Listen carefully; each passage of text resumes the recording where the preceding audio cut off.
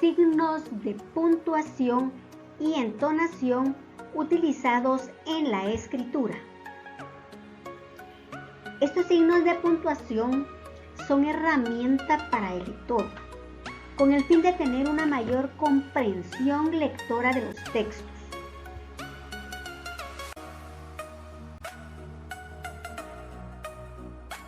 El punto indica la pausa que se produce al final de un enunciado.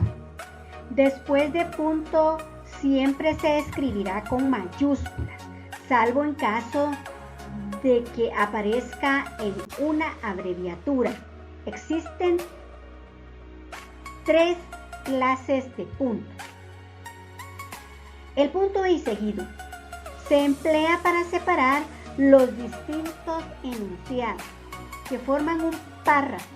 Después de un punto y seguido se continúa a escribir en la misma línea.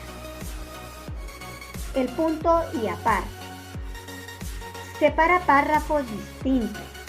Tras el punto y aparte, la escritura debe de continuar en la línea siguiente, en mayúscula y sangrada. El punto y final es el punto que cierra un texto.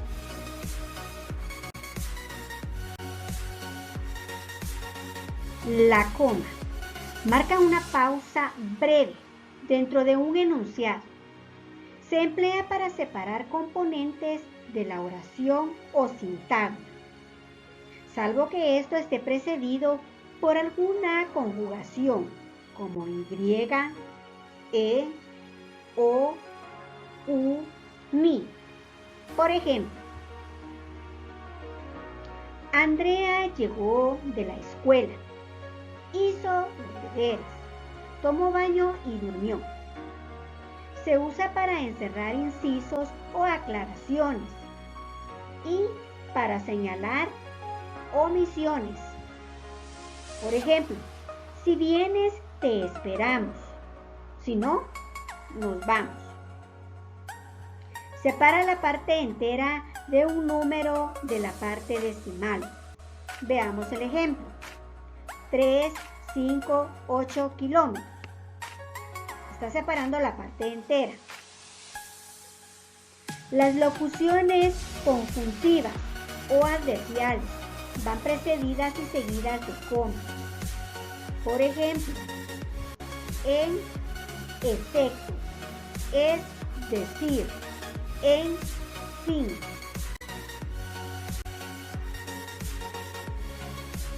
Los dos puntos representa una pausa mayor que la coma, pero menor que la del punto. Se usa en los siguientes casos, antes de una cita textual y como un llamado de atención. Por ejemplo, dice el refrán, más vale tarde que nunca. Antes de una enumeración, por ejemplo, las 4 estaciones del año son primavera, verano, otoño e invierno. Tras las fórmulas de cortesía que encabezan las cartas y documentos, por ejemplo, estimada profesora. Entre oraciones relacionadas sin nexo, como se expresa causa-efecto a una conclusión. Por ejemplo, perdió el trabajo, la casa, el carro, todo por el juego.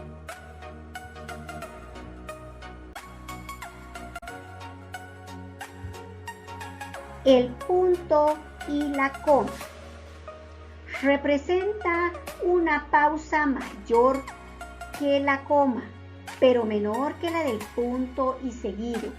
Se emplea en los siguientes casos: para separar los elementos de una enumeración, cuando se trata de expresiones complejas que incluyen coma. Observemos el ejemplo. Tu pelo es castaño, los ojos verdes, la nariz respingona. Ante las conjugaciones pero, aunque y más, cuando se introduce una frase larga. Por ejemplo, hace años deseaba visitar ese lugar, pero hasta el sol de hoy no había tenido oportunidad.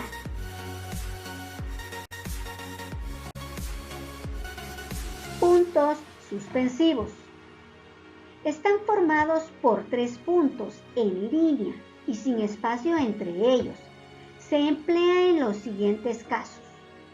Al final de las enumeraciones abiertas, con el mismo valor que el etcétera.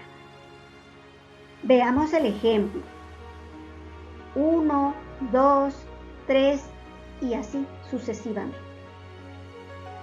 Cuando se deja una expresión incompleta o en suspenso.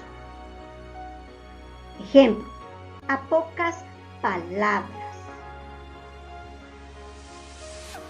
Para expresar dudas, temor o vacilación, quizá.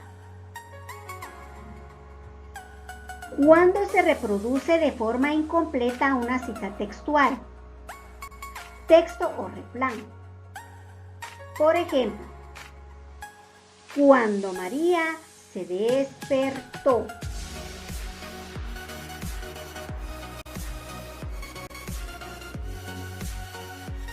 Signos de interrogación y de admiración.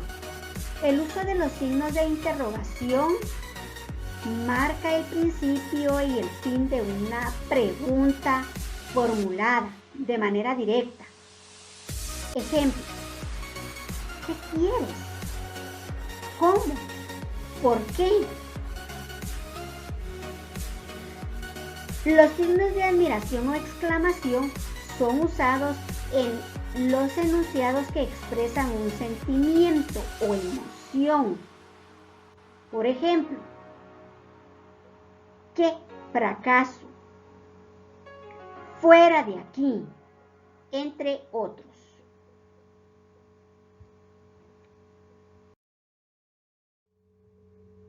Signos auxiliares y de puntuación. De igual manera que los signos de puntuación, los signos auxiliares ayudan a interpretar un texto, lo cual genera coherencia y permite al lector obtener una mejor comprensión. Guión corto. Se utiliza para separar palabras o para unirlas, de modo que permite establecer relación entre sílabas o palabras. Cuando una palabra no cabe al final de una línea, se separa sus sílabas con guión y continúa en el siguiente. Por ejemplo, armario. Podemos suponer que esto termina en la línea y se continúa. El ejemplo tan claro es lucero. Luego continúa ratonera, pero solo tenemos que imaginar que está terminando la línea. Asimismo, cuando se necesita más de 2 términos para describir un asunto, se usa guión. Por ejemplo,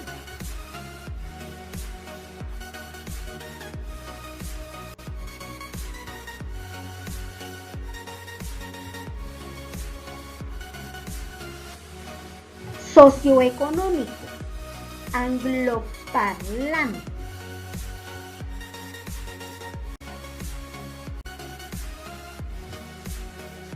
Comida.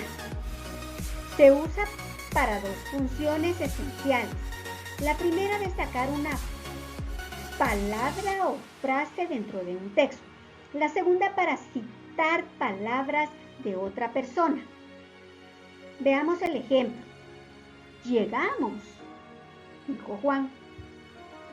Siguiente ejemplo.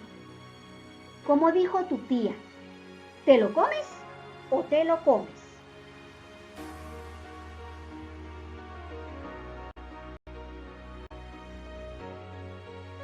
Diéresis. Es un signo gráfico que permite leer la letra U.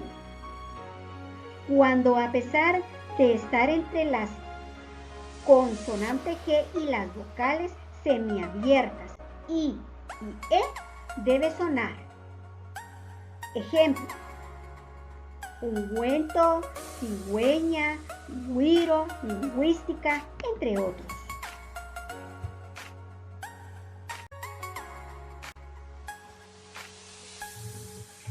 Paréntesis. Sirve para delimitar. A través de ellos pueden aislarse palabras, frases o párrafos. Incluso esto permite aclarar o aportar alguna información complementaria al texto principal. Veamos el ejemplo. La Metamorfosis de Kafka, publicada en 1915. Ahí está diciendo claramente cuándo fue publicada, entre paréntesis. Es una obra fundamental de la literatura contemporánea. De no haber sido por José, que había estado presente, nunca se hubiera descubierto la verdad. Observamos aquí, entre paréntesis, que había estado presente.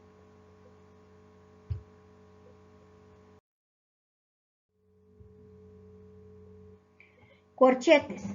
Se usan de una forma similar a los paréntesis, pero son menos frecuentes y se ajustan a determinadas salvedades. Por ejemplo, el último disco de Violeta Parra, llamado Las Últimas Composiciones, 1966. Veamos ahí la función del corchete. Fue su obra mejor lograda. Se usa también en poesía para señalar la continuidad de una palabra o segmento que no cabe en la línea. Veamos el ejemplo. ¿Por qué no he tomado ese bosque? Me llevaría a ti, porque el mundo que llevo aquí no me permite estar ahí, porque todas las noches me torturo pensando en ti. Qué romántico. Pero la función aquí es los corchetes.